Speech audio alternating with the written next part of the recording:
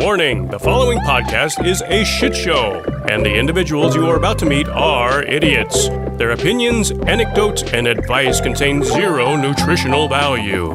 This is the critical human condition and all of its strangeness. This is life, according to an idiot. Welcome to Turkey Town, population all of us. So I'm your turkey babe, Kaylee. And I'm your turkey stud, Jeremy. Ooh. I am recovering from a pretty bad cold. I had a really nasty cough for a while. Yeah, you did. And because of that, I had this really sexy, ragged voice. And Jeremy purposefully didn't let us record. So You guys get a little bit of sexy, ragged voice, but not nearly as much as it was last week. Yeah, you guys really missed out. She had a very sexy voice. Mm-hmm. It was very nice. Very Scarlett Johansson. Ugh, I hate Scarlett Johansson. Okay, well, that's your opinion. I don't like her. She's got a good voice. No. What? Her voice and her face very, very much bothers me. Really? I don't know what it is. I hate seeing her in movies, and it feels like she's in every single action movie that involves a woman. She's it. Yeah, I mean, I'm not a huge fan of her movies, but I just think that she's got a great voice. No, I disagree. Well, I'm learning a lot about you. People are going to listen to this and be like, oh, the complaining Kaylee is back. Yeah. Yes, finally. We missed her. The cold weather's in, coaxing out that old... Right, Bill. I'm Kaylee. I figured it out because I was working at the lab, as I do. But there's this grandma that works there. Everybody calls her Grandma May. She's very Chinese, and she's adorable. She's very, short. She usually speaks Mandarin, but she's very, very sweet. And I was just kind of going about my day, coughing, hacking up a lung, and she stops, looks at me, and goes, "Your voice sexy." Oh, my God. And then walks away, and I'm like, hell yeah, Grandma May. And then she gave me a humidifier. And now my voice is all lubed up. Gross. I'm ready to talk into this mic. Well, my throat's all lubed up, ready to go. So, just a little thing, just look forward to the rest of the episode. The soundboard has made a comeback. No. I'm not going to play you any of it right now. I'm going to let it unfold as the episode goes on. Get ready for some sick sound bites as we unravel into this episode. Put one in right here. Alright, if you guys think you are the boss by hating on me with my thing I just posted, oh my god, thank you for 1.2k hearts, but I am not going to take that hate. You are not going to ruin my day, even though if I'm a kid, I can slap my mouth if I want to. You ain't the boss of me. There's one. Woo! So, Kaylee, are you excited for Thanksgiving? I sure am. Thanksgiving is one of my favorite holidays. What, I feel like that threw you off. It really did. I thought you were going to be like, I hate Thanksgiving. I love Thanksgiving. But my holidays, my favorite is Halloween, and then it's Thanksgiving. And then is there anything else? Probably Christmas. What about Substitute Teacher Day? That's a pretty fun one. I never really had a good substitute teacher. Well. How do you feel about Arbor Day? Arbor Day? What's that about? Flowers or something? No, trees. Trees. Well, it's pretty close. Flowers, trees. Yeah. Yeah, I guess it's a cute idea, respect the trees or whatever. Yeah. I have a list actually right here of all the federal holidays if you want to hear them. Ooh, yeah. We've got New Year's Day, of course. Mm-hmm. Inauguration Day. Okay. MLK Jr. Day. Right. George Washington's birthday, Ooh. which is the third Monday in February. Nice. Memorial Day, Independence Day, Labor Day, Columbus Day, Veterans Day. List is almost over, don't get worried. Okay. Thanksgiving Day, and then Christmas Day. What about Christopher Columbus Day? I said Columbus Day. Oh, did you? Yeah. I like the full name. Christopher Columbus's Day. Fuck that guy. Yeah. He's a really cool dude. He's not that cool. Really thankful for Christopher Columbus. I'm not. He didn't actually find America. I don't know. It's common misconception. Right. He landed in he landed in a whole mess of trouble. Yeah, never landed in North America. He landed in some islands where there were Native Americans. Where? I know it. It was Jamaica. Jamaica. Ooh, I wanna take her to Jamaica. Your mocha macchiato. The Bahamas. The Bahamas. Well, that's fun. He reached the coasts of what is today Cuba, Haiti, and Dominican Republic. So he never actually stepped foot onto North America, but he did find Native Americans in those areas. Because they're from the Americas. Right. Yeah. Central and South America. And he actually wrote in his journal that they were very nice and they were going to make very good slaves. He's like, so I'm going to trade with them and then just take everything back that I traded them and also all of their stuff and then force them into slavery until they all die. Yeah, it's the perfect crime. Mm-hmm. You got to really love and respect him for that. That's why we need a day. Yep. We need a day just for Columbus. I needed a day so I can pause, recollect my thoughts about Columbus, and then just think about him all day and think, man. Right. Which guy was it that kidnapped a woman and gave her to a crew member to rape? Columbus. We must remember him. I'm remembering that right now, and I'm a little bit disgusted. Which member of whose crew publicly cut off an Indian's ears to shock others into submission? I think that was a member of the Beatles, right? Wasn't that Paul? Ringo. That was Ringo, yeah. Here's another one. Forced Indians to collect gold or else they would die and then he would kill them anyway. Okay, well, you got to respect his capitalist mindset. He said, hey, you're going to really need this gold, and they probably loved getting gold. It's fun to get gold, yeah, okay? He just kept it anyway. Yeah, they probably had the best day finding gold in their whole life. They said this was a good day, and then they died, and they got to die at a high point. I think that's really heroic of him. Right, and here's another good one. About 50,000 Indians committed mass suicide rather than comply with him. Well, they're just stubborn. He was going to get them gold. They didn't know what they were missing. Right. 56 years after Columbus, his first voyage, only 500 out of 300,000 Indians remained on Hispaniola. His canola oil. His canola oil. Basically, he murdered 250,000 Indians. He murdered a lot of people, okay. But because of him, we have pilgrims now. Not really. Yep. Oh, I'm going to tell you the entire story of the first Thanksgiving with the Pilgrims. Ooh. Okay. Yeah, want to tell me about it? Do you want to hear about it now? Yeah. Kaylee, why don't you step into this time machine with me and we'll go off.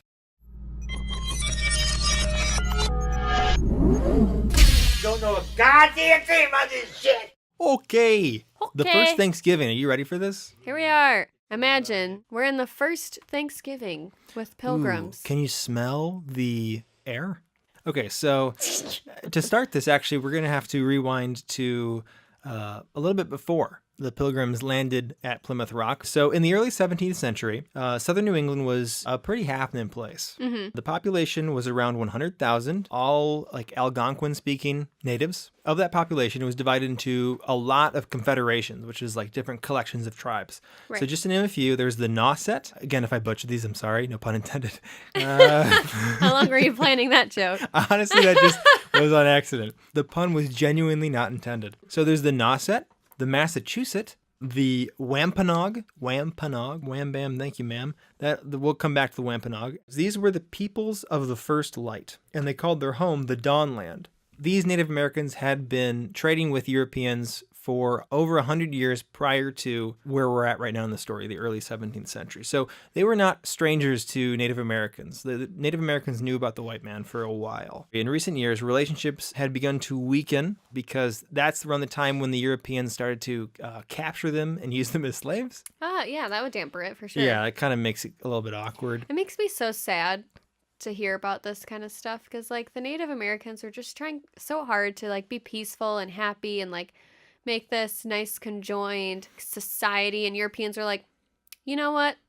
I want you to do everything for me, but I'm not going to pay you anything for it. Here's the way I look at it. I feel like, yeah, the Europeans really did make a mess of things, obviously, to put it lightly, but put in their position, the Native Americans would have done the exact same thing. No. We're all humans, so I'm perpetually on Native American side. There's nothing you can say that will change my mind. Okay, yeah, slight detour because we're talking about this. I do agree that the Native Americans were, to this day, are unfairly treated. And I think where the bad taste in our mouth comes from is the fact that we beat them when they were down. Mm-hmm. Yeah, we took over the land. Okay, that happened. Expansion happens, migrations happen. But the fact that we continued to drive them into the point where it was genocide, that's where it does get sick, and that's where it gets excessive. Mm-hmm. I think it's terrible and disturbing. But in terms of what happened, there certainly are disturbing things on both sides. But for the most part, as we're about to get into, a lot of the population that we killed unintentionally through disease. Yeah, that's true. We killed 90% of the population of the East Coast Native Americans just by disease. White people should just stayed where they were.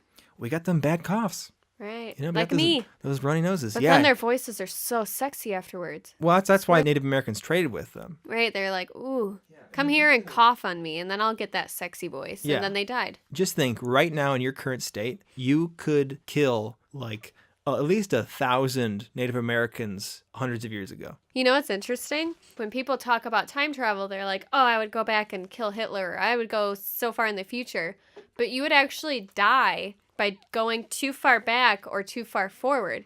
If you go too far forward, your body hasn't built up the immunity to Certain diseases certain back then. germs and viruses that people in the future will have already built up that we just don't have, you know, because there's new strains happening and bacteria and viruses mutate all the time. So if you try and go in the future, you're going to catch a disease and you're going to die. My main issue that I feel like no one ever addresses is the fact that if I went back in time and killed Hitler, I would immediately forget why I went back in time. Yeah. Because then Hitler would have always been dead and I would have never heard about him in history to the extent that I did. So maybe that would have That's almost true. been pointless. It depends on when you kill him, too. Right. Well, think if you kill him as a baby, then you're killing a baby. Right. But what if you killed Hitler and then something worse happened? Yeah. Some other domino fell into place. Nobody thinks about going back in time and seducing Hitler. Ooh. Love can do a lot of change him, things. yeah. Change him for the better. Teach him the error of his ways and he'll become a better man. You know? So if you could go back to a certain point in time or forward, where would you go? Oh, forward. I would go forward. I mean, yeah, me too.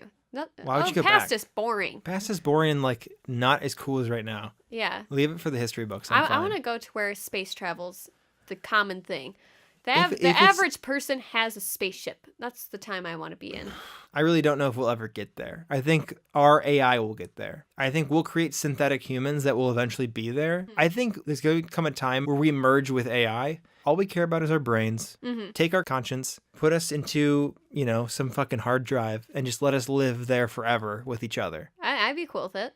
Yeah. So far, the entire point of like us trying to survive is us trying to make our bodies stronger. It's like, oh, vaccines and antibiotics and all this stuff and exercise and whatnot, proteins, vitamins. No matter what, meat is meat, has an expiration date. Let's just jump into the Ethernet. Jump into robots. Yeah, let's jump into Google and become a search engine. I love sci-fi. To the time when teleporters are made, ooh. That's scary. Ooh. Because that decombobulates your atoms and stuff, potentially. Right, but then you don't have to drive anywhere, and that's fucking cool. Be like, hey, I'm about to take a shower. You want to join me, winky face? And it's like, yeah, let me get my teleporter real quick. And they appear in the shower completely mutated. Their atoms misaligned. They're just Their a arm blob is of where meat their and hair. genitals should be, and their genitals are where their arms should be. It's not a bad thing. Yeah. Stevie Armdix Johannes. Nice. Johannes. That's it. So anyways, what I was talking about that first Thanksgiving. Holy shit. Okay.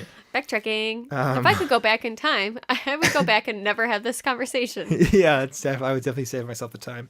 So around 1616, European traders introduced a new disease to the Native Americans of the East Coast. And they're not really sure if it's like smallpox, yellow fever, or the plague. But regardless, it's known as the Great Dying. And from 1616 to 1619, 90% of the population was killed off. Right. Which is absolutely insane. Yeah. One tribe that was especially affected by the Great Dying was the Wampanoag, which we mentioned earlier. Now, let's move over to jolly old England, circa 1604. The Pilgrims, as we call them, were actually not called the Pilgrims. What? The Pilgrims were known as the Separatists. So in Great Britain at the time, there was pretty much two main schools of religion. There was the Church of England, which was, OG, and then there was the Puritans, which we all know about the Puritans. Puritans believed that the Church of England was too Catholic and needed to reform because years prior, there's what's known as the English Reformation. In the 16th century, England was kind of like, hey, this Catholic Church and that Pope guy in the funny hat, they got too much power. Back then, the Pope had final say on like pretty much all. Yeah, literally, like everything. And they were like, if we're going to worship some guy in a big hat, it's going to be a crown. And he's not going to be some Jesus freak. He's going to be some inbred guy. Some inbred guy. Yeah, they're like, later Catholic Church, we're going to stick to worshiping royal bloodlines cursed by greed and inbreeding. Thank you very much. So we've got the Church of England that is still sort of breaking away from the Catholic Church, but still kind of like, oh, I still kind of have feelings for you. I'm going to, keep you on speed dial. And, the Puritans are like, dump his ass now, sister, okay? We need to start our own religious sector. But as you know, the Puritans are super lame, I never had sexual intercourse or anything close to it. That's my Puritan soundbite. King James hated Puritans and started prosecuting them around this time. That's why the Pilgrims sailed across the Atlantic to get to the New World. They're like, screw this guy. I'm going to travel years to avoid him. Exactly. But they first didn't settle for the New World. First they said, let's go to Holland. Said no one ever. Holland's pretty cool. They all went to Holland, Amsterdam, stuff like that. And they're like, this is going to be our new little separatist area. We're going to celebrate, we're going to practice our religion the way we do in our own little town. It's going to be great. Problem is, it was in Holland, so they were really worried about losing their English traditions and charm. They were like, I don't know about you, William, but these Dutch fellas seem a little light in the loafers, if you catch my drift. Hell yeah. We should definitely find a different place to settle down. And that's how we found Native Americans. Yeah, because they're like, we need to go find our own little corner of the earth that we can enforce our beliefs onto. Right, and also have big dicks. Big dick energy. They returned to King James, and they asked for money to make settlements in North America. Now, what's weird is back then, if you wanted to go on some expedition, you would just go to the king and you'd be like, hey, can I get money and investors to do this? And the king or queen would be like, yeah or no. So King James was like, yeah, totally, just get out of my hair. You guys suck. So the London merchant adventurers supplied a ship, the Mayflower. I know the Mayflower. You recognize this is the time where you start recognizing things. And on September 6, 1620, the pilgrimage embarked. So there was 102 passengers, 74 male, 28 female. Sorry, ladies. You're going to be in a weird position there. 48 male and 28? 74 male. 74? 28 female. 74 So male. only 49 of those people were separatists. 53 were servants and agents of a man called Thomas Weston, who was one of the investors of the London merchant adventurers. 2 months later, they finally reached Cape Cod, and the separatists were like, okay, investors, here's how we'll pay you back. The East Coast has a shit ton of like shellfish and fish. We will fish and then give you the fish. and that's how we'll pay you back. But then it turns out they couldn't fish. So they were like, fuck. It got really rough for a while because they couldn't feed themselves either. They couldn't fish for shit. There were a bunch of these honkies out there trying to get a rope on a stick and they're trying to catch fishies. But also there were only 28 women. Yeah, They're probably too fucking horny to do anything. Probably. Well, they're Puritans. Remember that. Still. So they were just not whacking off at all. God, I can't. Oh. Yeah. So on December 12th, they reached New Plymouth. They began construction in January, started building their houses and stuff. But by the end of the winter, there were 44 deaths. That March, a native man called Samoset walked onto their settlement and he greeted them in English, which really spooked them. He was like, okay, hey, you're building on top of what used to be one of our people's villages. They all died, but you're building on top of what is essentially a Native American burial ground. Oh, yeah. Which, as we know from horror movies, is bad luck. Definitely some foreshadowing there. And he was like, yeah, I'm from the Wampanoag tribe. Our chief has been watching you guys build over the past few months. Just want to let you know. The Pilgrims were like, hey, okay, cool.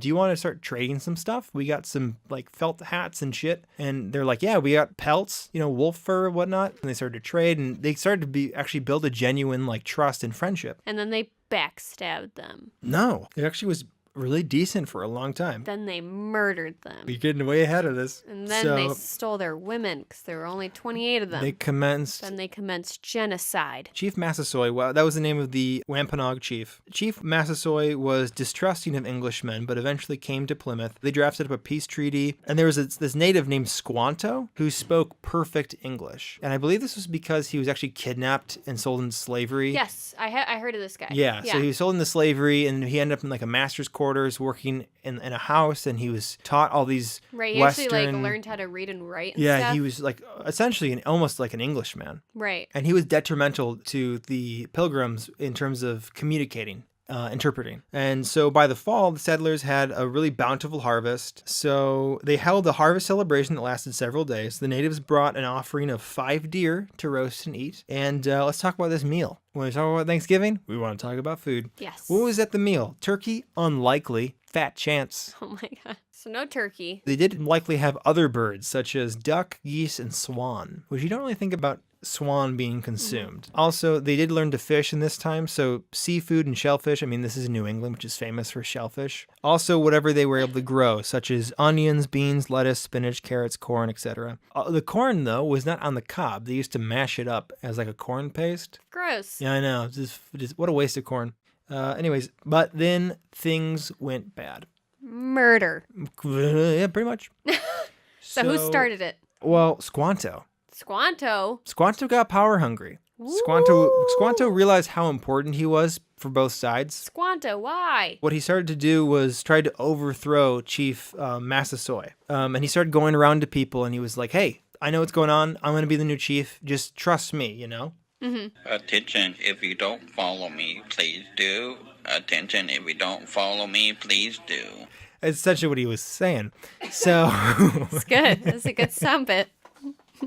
and they're like, okay, maybe we'll follow you.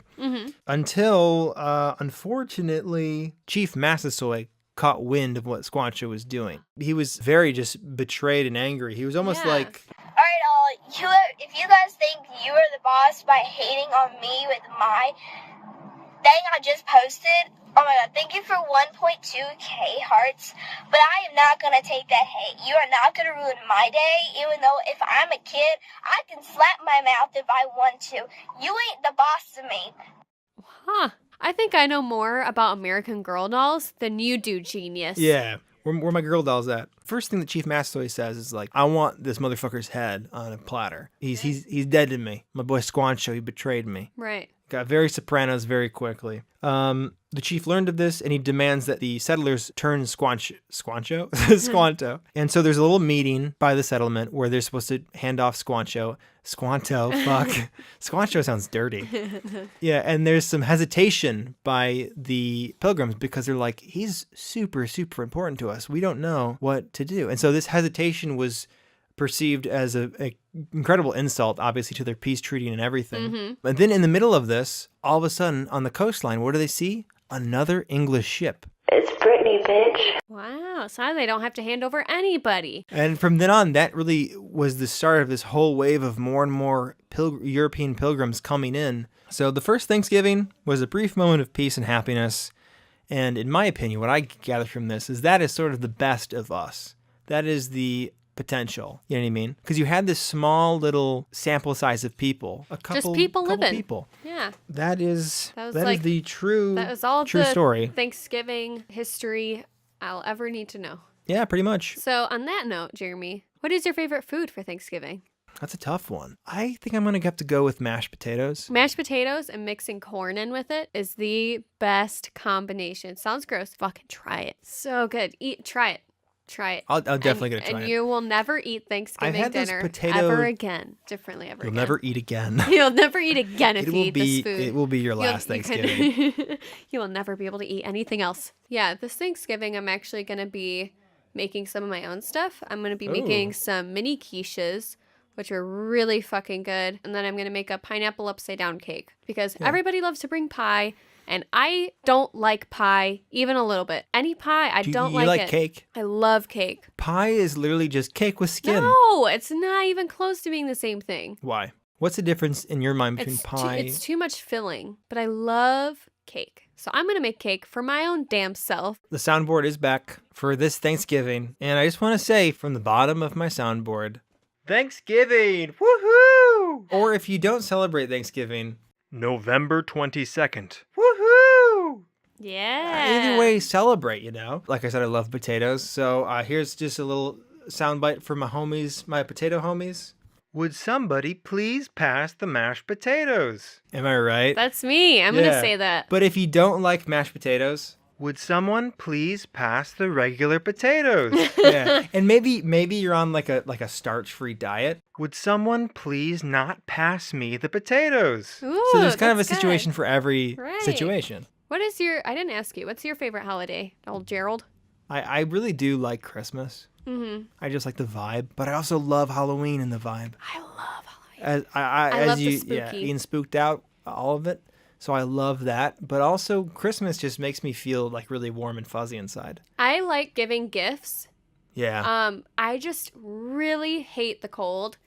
So Yeah. it kind of like really makes Christmas a bummer for me, is because I really want to enjoy it, because I like the vibe of Christmas. I just really hate the time of year Right. that Christmas ends up being on. At the same time, though, I don't know if I can like get with Christmas in a really hot place or like in a warm place. Yeah. I don't know if it would feel the same. Probably wouldn't, but I'd be happier because it's sunny. I love Thanksgiving because it's a whole holiday dedicated to being with people you love and fucking eating. How much better can you get? So usually for Thanksgiving, when you're eating a whole lot, right, imagine it. You're sitting on the couch, stuffing your face with some turkey, some mashed potatoes and corn all mixed together, maybe a little bit of gravy. And an hour or so later, you're like really tired, you know? All you want to do is just take a nice little nap on this real comfy It's couch. the tryptophan. Right? Am I close? You're close. And I'll tell you all about it this week's Science Corner. Science is cool, and today we are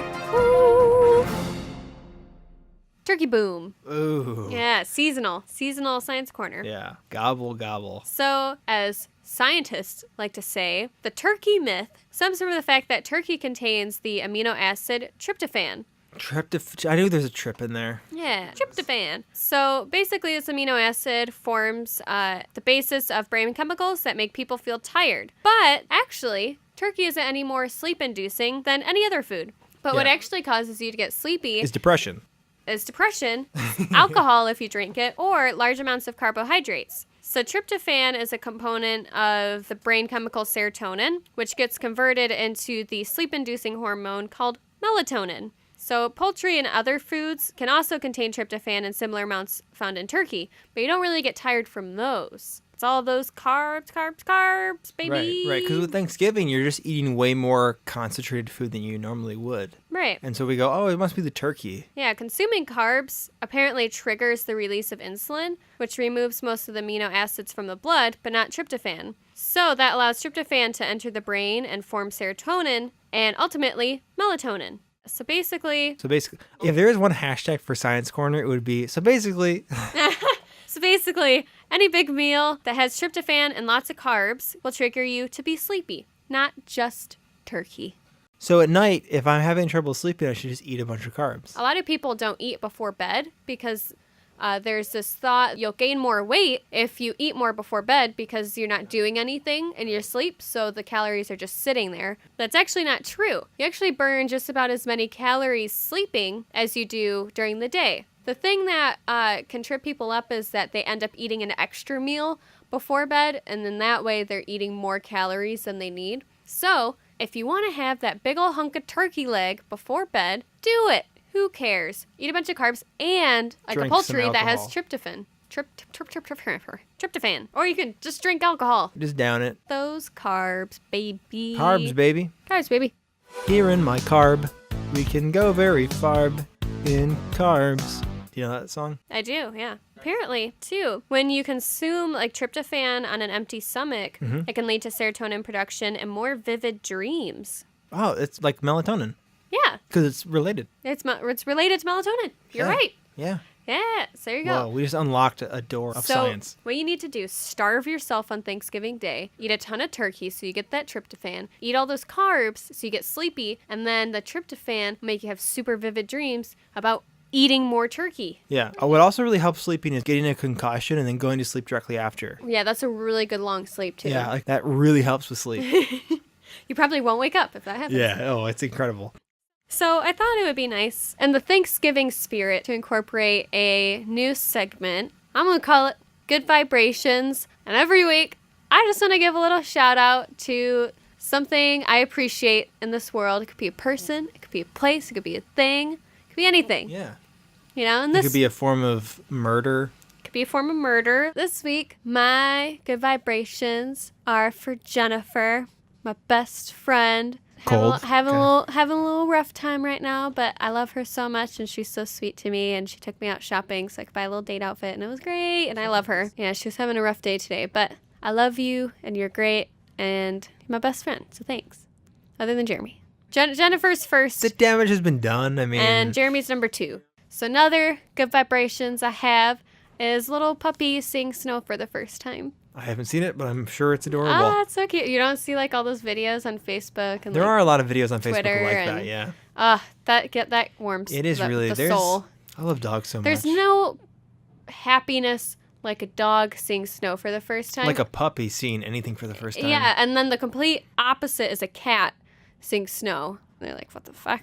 The hell? What the hell? What the hell? I love when cats talk What like the that. hell is this? What the hell is? It's good vibrations. Good vibrations. Friends and puppies. Yeah. Two great things. What about you, Jeremy? Do you have any good vibrations? Any good vibrations? No, I don't have good vibrations, but I do have a really weird, vague, mysterious fact. Okay. A little thing that happened a long time ago in France. I don't know anything further than this. Okay. An entire French town in 1951 was poisoned by ergot, the fungus LSD is made from. One villager said before jumping into a river, quote, "I am dead and my head is made of copper and I have snakes in my stomach and they are burning me." That's a good vibration. I just thought that'd be a good little thing for a good vibration. Yeah, So- I like it. That's commonly how I feel. So I think good vibrations is a good note to end on. So if you guys would like to send your own good vibrations to us, we'll share it on the podcast. You can email us at accordingtoanidiot@gmail.com. You can also tweet us at idiotsaccord, and we also have an Instagram called According to an Idiot. Feel free to also send us questions or comments, concerns, whatever you guys want to talk about, and we'll reference it on the podcast. And leave us a review in iTunes. It really helps. So make sure you guys eat all those carbs and get those sweet, sweet snoozes going. And some conversation at the dinner table. Tell everybody the true story of Thanksgiving. Even if you're not American and you're just some Canadian guy that's watching a Friends rerun on Netflix and it's the episode where it's Thanksgiving, you could turn to your betrothed and say, "Oh, hey, I know the story about what they're eating." Right. too. And also, fuck Christopher Columbus. Debatable. No, fuck Columbus. Fuck Columbus. See you guys next week.